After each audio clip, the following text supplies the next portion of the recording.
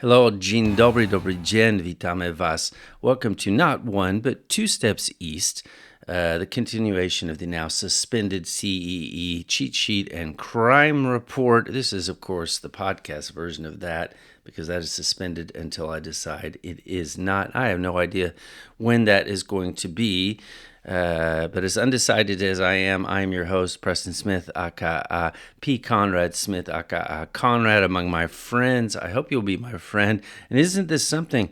We've got music, we've got jingles, but more important, we have intrigue, which is what this podcast is going to specialize in. For those of you who don't know us, we're going to focus on crime, corruption, dirty deeds, and the slimy underbelly of Central Europe. And not only because every country has a slimy underbelly. That's just reality. But let's jump right into it. Let's get into the intrigue. And I want you to imagine the scene. Imagine the scene. There's two guys, two businessmen, traveling through the hill country in a country in the Balkans. You can try and guess which country that is later. I might clue you in. And they were traveling with their two girlfriends. Their girlfriends are, probably half their age, as sometimes it goes with Western businessmen in the region. Sweet petunias, I'm sure. But what really matters is that these businessmen are stressed. The lead entrepreneur who's driving the car, he actually has at that time quite a company. He's got real estate. He's got outlets. The company is really growing, but he is stressed. Why is he stressed? He's stressed because kind of the big bully on the block, actually not on the block, but in the whole country, politician, oligarch, very connected. He wants our hero's company, and he wants it. He needs it. He's like a great big giant golem, and our hero. Our heroes do not want to sell. They do not want to sell. And then what happens? We have a car accident. Now, the car accident is a little bit of a mystery. The two girls, unfortunately, they were killed. We know that they were killed. They were not wearing their seatbelts. The two men, they were wearing their seatbelts, and they were just fine, but they remember nothing, either one of them. And what happens next? They sell their shares to said big bully of the town, or actually of the country, oligarch, etc. And that's kind of the lead into this. And I'm going to that's a what the hell moment, which unfortunately happens a lot in certain countries still in the region. And since we're getting off with a what the hell moment, I mean, I don't mean like getting off in a sexual way, but let's jump into some more what the hell moments, because I don't want anybody to feel like I'm picking on one country, because I'm not going to pick on one country. Anybody who has read the cheat sheet knows that. I'm going to pick on every country, everyone, because no one is on my side except maybe Treebeard. Probably not Treebeard either. But let's jump down to some what the hell moments. Let's talk about first Belarus. Now, Belarus. Now, what the hell? Now is actually I'm going to use a jingle with that. Belarus. What the hell, Belarus? Belarus has had kind of a what the hell moment for the whole past year. Obviously, we know that. Everyone knows that. That is in Europe anyway. I know sometimes our friends in America don't pay attention to anything that goes on in the rest of the world. But we had protests. We had protesters thrown in jail. We had protesters supposedly beaten. And we get it. Lukashenko does not want to leave. We know that. But then we had this plane diverted. Right, and we had a kind of one of the protest leaders, an activist, Raman Pratasevich. He was pulled off the plane, and this provoked, huge scandal at the EU. Okay, we all know that. I'm still going to review a little bit. We're going to talk about what happened here in June. But you would think that bearing all this in mind, taking all this into mind, and also there were stories that came out that the Belarusian Secret Service, they had plans to assassinate different people. Maybe they were behind the assassination of a journalist in Ukraine, Pavel Sheremetyev. Hey man, nobody come after me. This is common knowledge now. And it's all theory. I'm not saying it really happened. Nobody needs to get, like radioactive poison or anything like that. But with this in the context, what happened? What happened last week? we had Belarusian Foreign Minister Vladimir Makev, meet with Russian Foreign Minister Sergei Lavrov. Lavrov, tough guy, intelligent guy. I've actually met him once. He can be quite intimidating. I doubt he remembers me. I kind of hope he doesn't. And they met. And what did they meet to discuss? Did they meet to discuss the further isolation of Belarus or plans for Russia to basically take over Belarus? A lot of people think that's going to happen. No, they actually met to discuss the status of Russian citizen Sofia Sapega. Now, who is Sofia Sapega? That's Pratasevich's girlfriend. And I mean, come on, guys. Just let go of the girl. Let the girl go. You know, she's yeah, okay, it's not a good look. She's gonna go home. She's probably gonna do a press conference. She's gonna cry. People are gonna get upset. But nobody's gonna remember that against the context of all of these things that have gone on. Well, anyway, let's get back to the real what the hell moment and the subject of today's podcast, and that is Bulgaria. Now, why is this Bulgaria? Well, we're gonna start. I'm gonna get right to the heart of the matter. COVID. Right to the heart of the matter. Bulgaria, something very atypical, and it may have sort of slipped past a lot of people that they didn't really pay that much attention to it. But the United States hit 3 persons under the Sergei Magnitsky Act with sanctions. And those 3 are Vasyl Bolshkov, Vasyl the Skull Bolshkov, Delian Pievsky, big kind of media mogul, ex-politician, oligarch, and also a guy who's sort of head of the section in the government in Bulgaria for basically bugging, for intelligence gathering devices, Ilko Zhelyazkov. Now, this is really interesting because of the time when it happened, how it happened, all the background behind it, and beyond it, you could say that too. But first, let's talk about what is the Sergei Magnitsky Act, in case you don't know. That was basically an act that Congress passed kind of to punish the Russians. Sergei Magnitsky, he was an auditor. He was working on a big fraud case. I think it was like $230 million in fraud. And suddenly things got turned around on him, and he was accused of fraud, and he was thrown in jail. Some people claim that he was tortured, beaten. The Russians denied this, but they did say maybe he didn't get medical care as fast as he should have, and he died.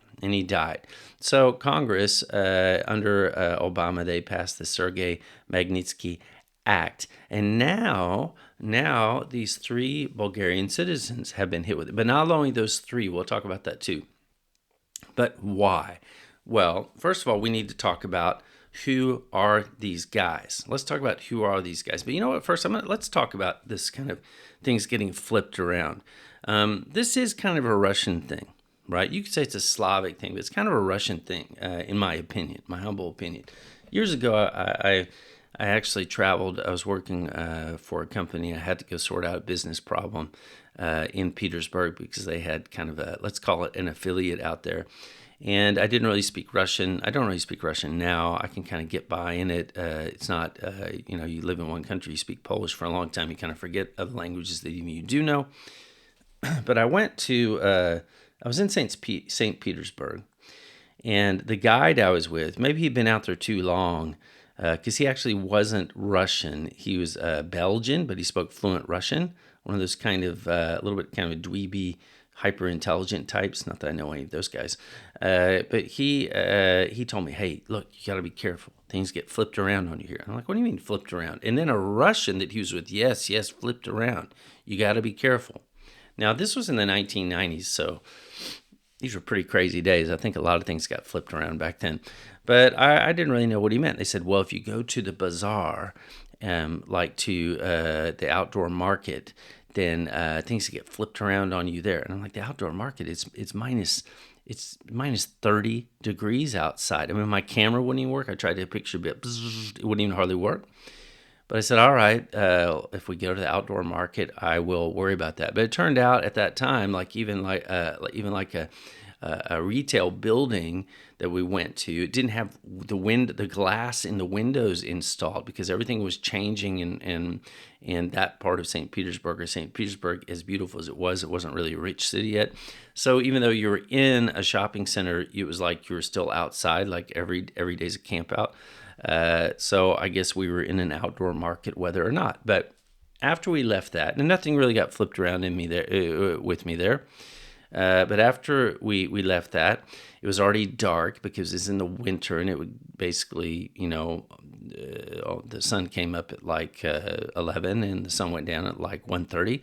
So it was dark all the time. But we were cutting through the metro, and there were various little kind of mafias in the metro. There's like the Vietnamese guys selling radios. There's some thuggy looking guys standing next to, I guess, like low class prostitutes. And then there was like the babushka mafia. And the babushka mafia, there were these little old ladies, and they looked really sweet, and each one was holding a bottle of Coca-Cola. They were selling bottles of Coca-Cola. And I was like, man, it's like minus 30 degrees out here. That's terrible. I'm going to go buy a Coca-Cola. And both of these guys, the Belgian guy, they're saying, no, things are going to get flipped around on you. Flipped around. I'm like, come on, man. How are things going to get flipped around on me by this little sweet babushka, right? She could be anybody's grandmother. She looked like the perfect grandmother. Kind of like a grandmother and those little Russian dolls that, you open and another little grandmother pops out and another little grandmother pops out. They get smaller and smaller. I really was not intimidated. So I went over there. And I didn't really, I still don't really speak Russian, but I tried. And I said, "Koliko to stoyi," right? Which is sort of like, how much does that cost? And she said in English, $10. $10 for a Coke?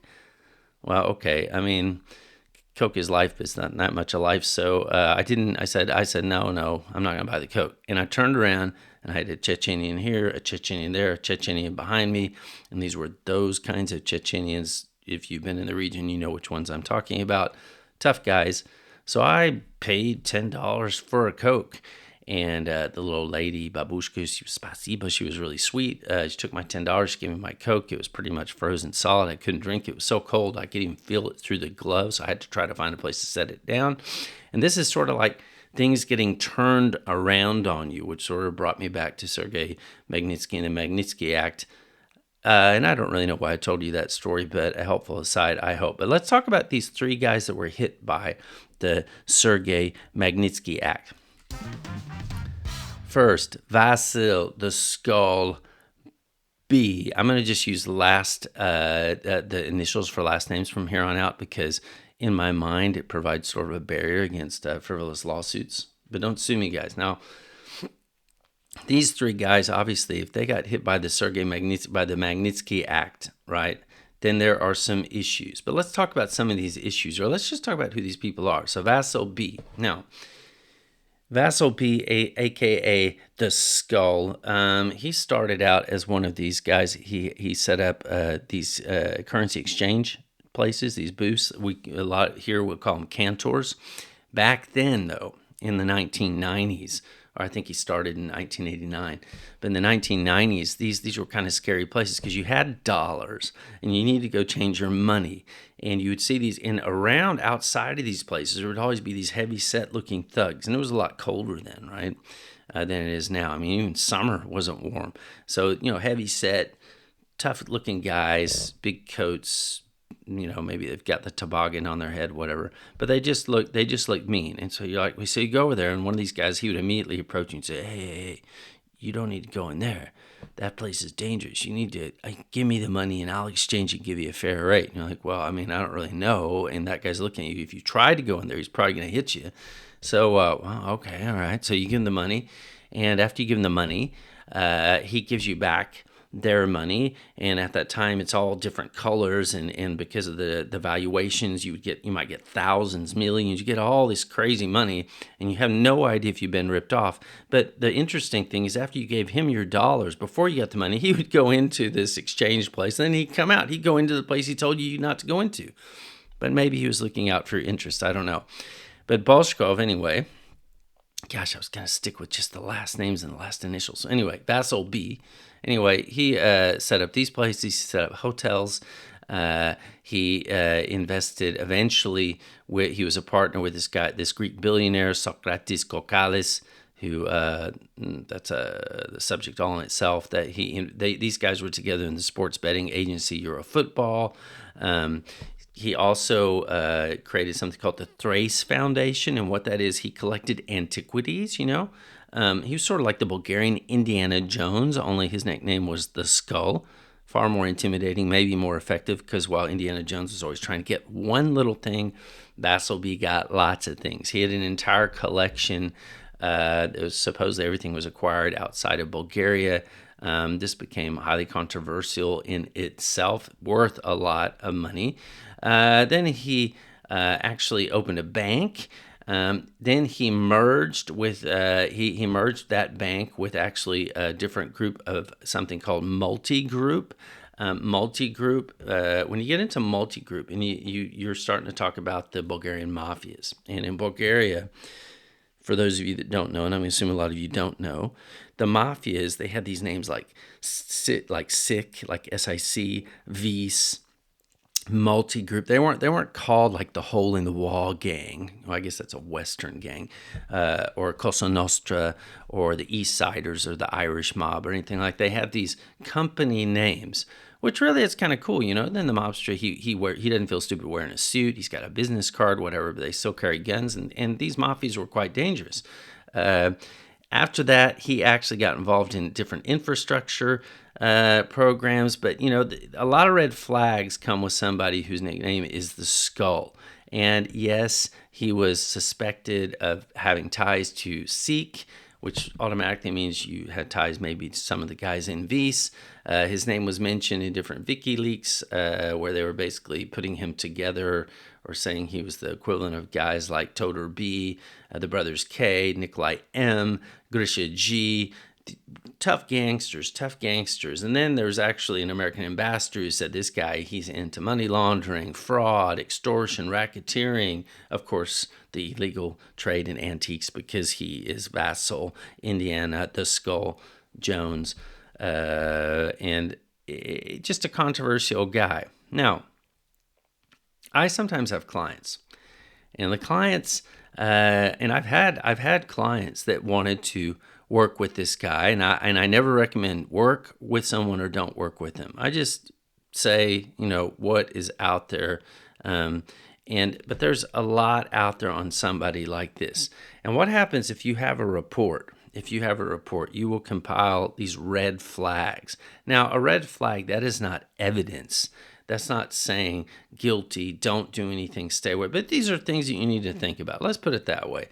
When you have somebody who is associated through companies and through links with a company that has red flaggy type people, maybe it is time to give those types of cooperation agreements or investments a think. Let's talk about Vasselby and like I said, he was linked to Sikh, maybe Vis. So who are the people that were in Sikh? Okay, now this is going back a few years. But this kind of thing is important. So let's just start at the beginning. I'm kind of going to go chronologically, so we're going to go the 1990s to the 2000s. But okay, Pantia P. Pantia P, this was a pretty crazy guy. Supposedly he stole like all this cocaine from the Russian mafia, maybe stole it from the Colombian mafia. Anyway, people kept trying to kill him. They tried to hit him with a missile. Maybe that was one of these shoulder-held rockets, but actually, I don't know. In some places written as like a missile, so who knows? In the end, what happened? He was shot dead on the Caribbean island of Aruba.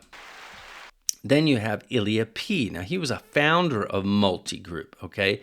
He was a founder of Multigroup. He was, people consider that he ran prostitution rings. He was one of the mafia bosses. What happened to him? He was shot dead right in front of his office in the early 2000s. Then you have Milejo Bon B. Just I'm going to stick with the last names, last initials. Sorry, Milhel B. Now, this guy, he was one of the founders of Sikh, and he was into drug trafficking.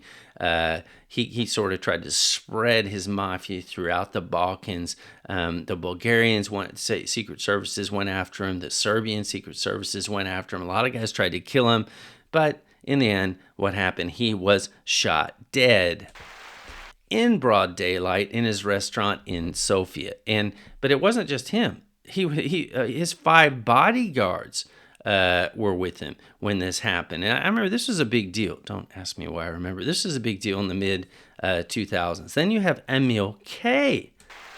Now, Emil K, he kind of had it together. This guy was a top athlete. He was known as a swimmer. He was a banker, but he was also connected with Sikh, which meant he was shot dead.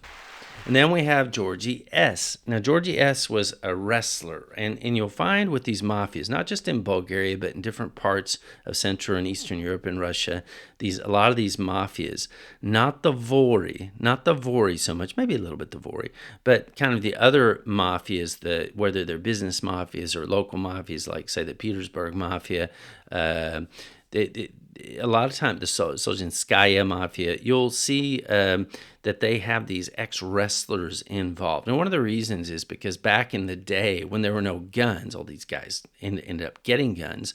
A lot of guys were in forces, so the big mafia wrestler type or the boxer type could collect money, and they sort of went up the ranks. But anyway, back to Georgie S., former wrestler, connected with V's, connected with Sikh, but he did something different. He decided, man, all these guys getting killed, all these crazy stories. I'm going to start writing books about this. About the different bosses, about what happened. He actually wrote 9 books. Now, I don't know if writing books about the mafia when you're part of the mafia is a good idea, but you can imagine what happened. He was shot dead. And we'll put some static on the end of that.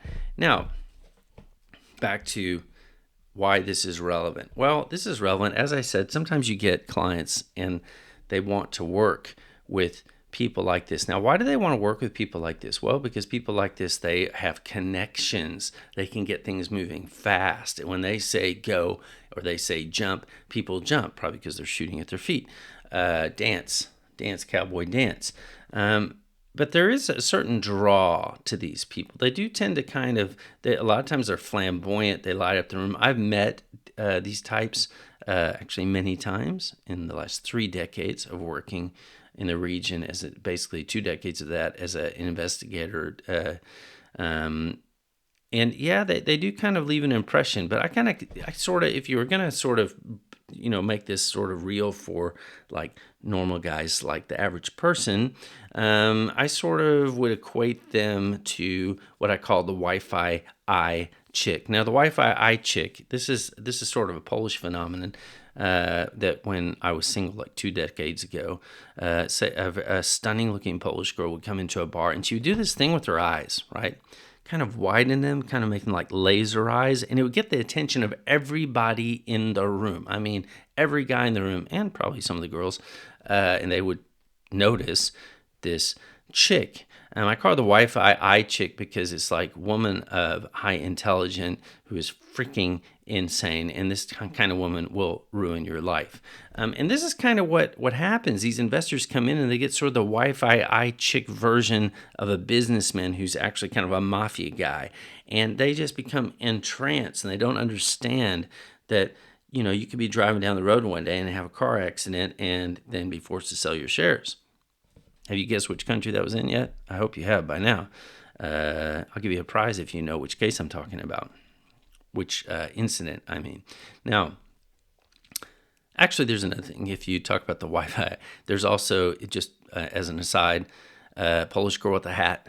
Now, man, I don't care if it's a fedora, a sombrero, Polish girl with a hat. Freeze with the girl with the hat. Set the girl with the hat down. Step away from the girl with the hat. Somebody's going to get hurt here. Just some helpful advice. Now, let's talk about the next person out of these 3 that were hit by the Magnitsky Act. Ilko Zhelyazkov. I'm not going to get really into his background because I'm already using up a bunch of your valuable time. But he was basically the head of the Special Intelligence Gathering Devices section, right, in Bulgaria. But he worked with a guy named Delian P, and they basically said he was an enabler. When it comes to influence peddling. But Delian P, now this guy is a big fish. He's a big fish. Now he kind of first showed up on most people's radar back in 2007 in a big corruption scandal. And what happens if you are accused or involved, mired in a corruption scandal in Bulgaria? Well, they make you head of the secret services, which is exactly what they did.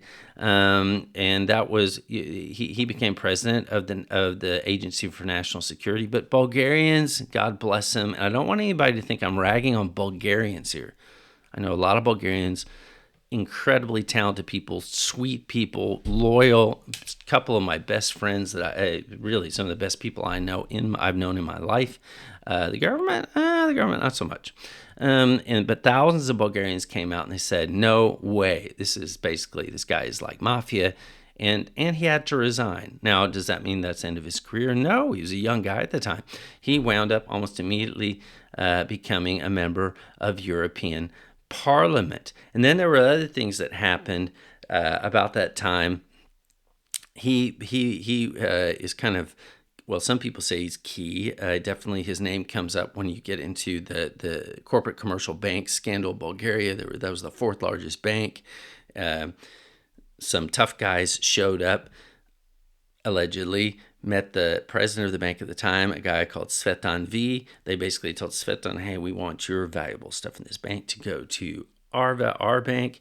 Svetan said, no way. And what kind of valuable stuff was that? These were like financing government institutions and projects and all kinds of stuff, right? The Bulgarian government came out and said, hey, what's going on with this bank is illegal. There are criminals involved. And then suddenly the next day said, no, actually, Svetan V's the criminal. And he hightailed it and split to Serbia. And the Serbians wouldn't give him up when they tried to extradite him, when the Bulgarians tried to extradite him. But Delian P became kind of enmeshed in this battle with Svetan V. Now, the guy behind Delian P supposedly is a guy called Ahmed D, who founded what is basically the Turkish Minority Party in Bulgaria. Now, both these guys, they would show up in other scandals like crazy privatizations. I mean, there's a big tobacco company. A couple of times people tried to privatize it. Bulgaria tried to privatize it, but no way, it didn't happen. A lot of shenanigans there then. It wound up in the hands of Delian P. Not long after that, there was this crazy Turkish document report, supposedly by the Turkish government, that came out and said that it's basically producing cigarettes, but it's pumping illegal cigarettes all over the world, and the proceeds for that are funding terrorist organizations like ISIS. I'm not the one saying this. I'm just saying this is the kind of stuff coming out. So you get it, right? Highly, highly controversial guy. But this leads us to what is a very important play or moment, play actually, in this whole story. Svetan V, what he did, having been extradited and deciding that basically the world is against him, and I'm not saying this guy's innocent or clean or anything like that. He did something maybe unexpected. He ran to the Americans, or at least paid somebody to run to the Americans, like a lobbyist, spent a lot of money to get his situation taken into consideration when it comes to the Magnitsky Act. Now, Delian P is not a dumb guy. Apparently, he realized that, this could mean trouble, because the Americans can kind of tend to be the long arm of the law. FACTA, F-bars, freaking F-bars. They should call them FF bars. You get what I'm saying?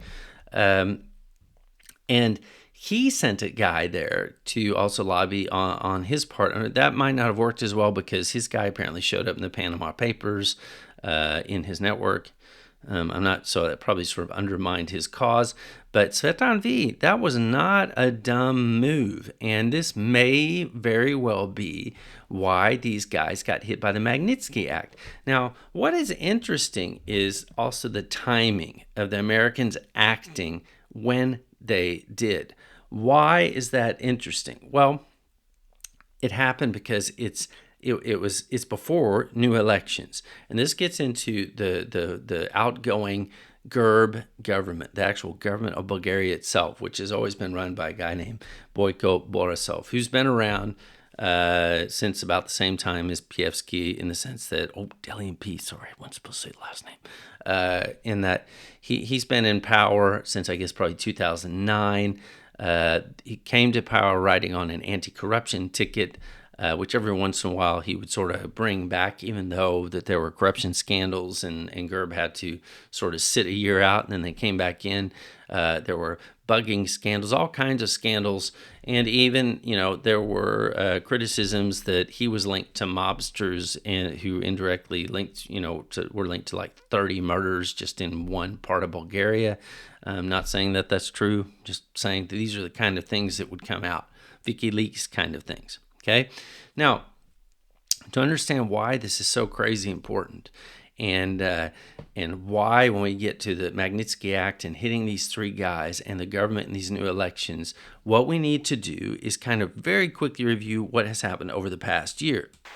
Now, over the past year, you have had a series, even for Bulgaria, of kind of crazy events that in the end led to GERB stepping down. I'm not going to go through all these in detail, but we're talking wiretapping scandals of like opposition politicians. Some people report say 30, some say it could have been up to 80.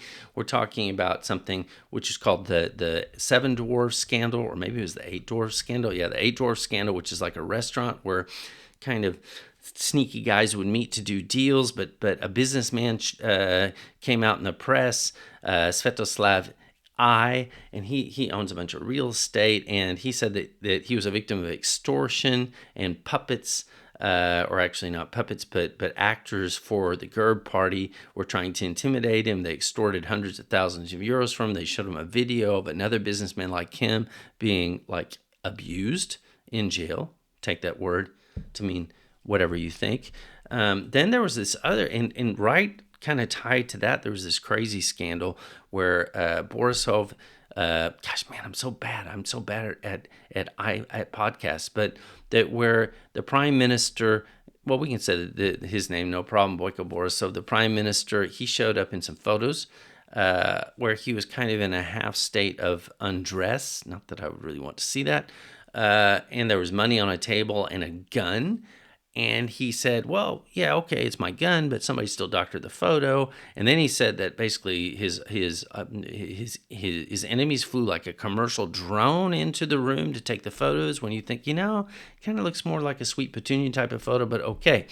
Now, all these things were happening, and also, gosh, I almost forgot, in the background, the prosecutor's office in Bulgaria raided the actual president's office, and they hit the head of the anti-corruption effort in the president's office with influence peddling, and these things, just one thing after another. And so Bulgarians protested, and while we're all, sitting inside under lockdowns, worried about COVID, man, these Bulgarians, they got out there and they protested, and they'd had enough. And there was one other thing that happened, which is really curious, is that some of these activists decided they wanted to find out what happens if you go on the beach right in front of Ahmed D's house, okay?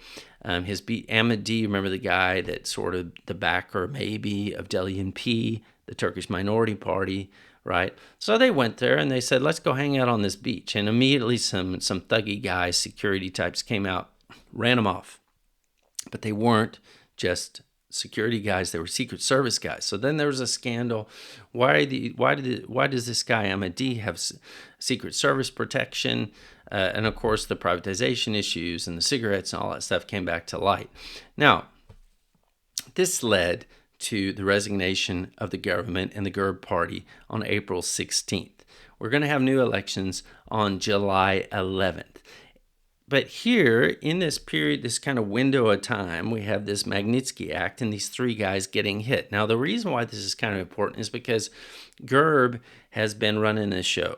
But despite the other parties, Ahmadi and Delian P being in other parties, I mean, all this sort of happened on the GERB watch. And there were different accusations that really everybody's kind of in bed with each other, as, you say in every other country when it comes to politicians. But the U.S. they come out. They hit these three guys with the Magnitsky Act, which what that really means is that their assets in the U.S. are frozen, as are those of their companies if they have assets in the U.S. But it's not just those three guys. There's also other guys. There's family members. There's a bunch of people right here. Now, this is really kind of strange, and it's strange for a couple of reasons. Not that I disagree with it, but this is the U.S. hitting EU citizens in an EU country with sanctions, right? Right before parliamentary elections, which will maybe change the course of Bulgarian history. And I mean, it's probably about time. Gerb has had his chance. Okay. Now, this is not the U.S. hitting Belarus for like diverting planes or hitting Russia, or the UK hitting Russia because of the Skripal incident. This is kind of a strange thing. And so what did the EU do? Okay. What did the EU do? Now, what you would expect is the EU to sort of get on board here. Why would you expect them to get on board? Because they have an anti-corruption czar now themselves, by the name of Laura Kövesi. She was the head of the anti-corruption unit in Romania, the DNA, and she's not afraid to prosecute anybody. In fact, a lot of people thought she went a little bit overboard prosecuting everybody and their dog, and then only going after convictions when she was sure she'd get a conviction. And so this caused a lot of problems. Maybe if you're in my business, kind of maybe false red flags. But okay, I'm not going to criticize. She got her heart in the right place. Probably pretty good, at what she does. But she's new, appointed, supposed to get tough. And so you kind of expect the EU to come out and say, hell yeah, America, hell yeah. Let's go after these guys. That's not what happened. That's not what happened. Actually, the EU sort of came out and said, well, if the assets are actually in the U.S. and they freeze the assets in the U.S., the assets in the U.S. of these guys, that's sort of an American thing. Sometimes you kind of got to wonder. I mean, is the EU on drugs? The guys in Brussels, are they on drugs? I mean, you have to sort of pick a side, go one way. Instead, they're sort of like, it's like as if they're smoking pot and they're just sort of like, no, hey, dog, sometimes you got to do what you got to do. And they just said, oh, well, okay, freeze their assets, whatever. Now, the funny thing is right after that happened, the Bulgarians, they created their own blacklist and they put people on a blacklist. But then something else happened. The Bulgarians, they actually sent a formal request to the U.S. to find out what is the deal, right? Can you send us details on these guys and within the context of the Magnitsky Act? And okay, now here is what the hell. Come on, man. What the hell you guys do? You know about these people. Of course you know about these people. You know what the Magnitsky Act is. But maybe they did want a bit of clarity. Maybe they wanted clarity because it's not just the Magnitsky Act, but also the U.S. State Department. The Magnitsky Act was like that came out of the Department of the Treasury. So maybe they just wanted details on that, but it just does kind of make you scratch your head. But there's one final aspect. You got the elections coming up, as I said. The Gerb party still, even now, probably has like 30% support going into these next elections. What's going to happen is hard to say. It's hard to say, simply for the fact that the prime minister stepped down. He said he's not going to run again.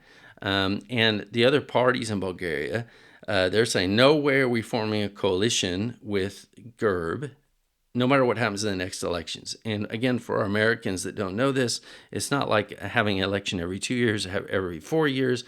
In Europe, the parliamentary systems, they sort of have elections whenever they want. One party gets too much criticized, or they don't have a support. Okay, we'll have new elections, or we want to have new elections, or we'll try to form a coalition. Then we can't form it, then we can have new elections again. But there's an interesting twist, is that in the whole midst of this, our friend Vasil the Skull B, he split Bulgaria, and he became a fugitive. Why? Now, this is a guy who was like the richest guy in Bulgaria, like the richest man in Bulgaria, the head of, everything gambling, online gambling, whatever. And he basically kind of had to split, and he was charged in absentia, and supposedly he's hanging out in Dubai. But he hasn't given up on his country because he decided to found the Bulgarian Summer Party. And actually have an influence on politics in Bulgaria. which is a little bit strange. Vasil B., the Skull, founder of the Summer Party, kind of just doesn't seem to, the nickname and the name of the party just doesn't seem to go together. But maybe he's right. Because if you look at this and you see that the GERB party still has 30% report, and come on, guys, they've had their chance. A lot of these things have happened on their watch. You just gotta say, come on, what the hell? I love you guys in Bulgaria, but maybe you should think about voting for another party or supporting a coalition, or maybe you are. Maybe I'm selling you short. And on the other hand, if a guy like with the nickname of the Skull, with the kind of power that guy has, the kind of money he has, kind of friends he has, or I guess had, because a lot of them sound like they're dead, came to me and said, I think it's time for you to vote my way. Yeah, I might just vote for the Summer Party. I might do that too. Well, that's enough of What the Hell Moments in this week's edition of not one, but Two Steps East, your favorite podcast by your favorite detective, I hope. If you need pre-transaction due diligence, you just need background checks, maybe you need more than that, litigation support. We do everything from litigation support to surveillance. Get in touch with me. The website is www.cddi.eu. Get on the website, check us out, see what we do, see what I do, and feel free to get in touch or write in. Or tip us off. That is always appreciated. Otherwise, over and out. We'll try to put these podcasts out.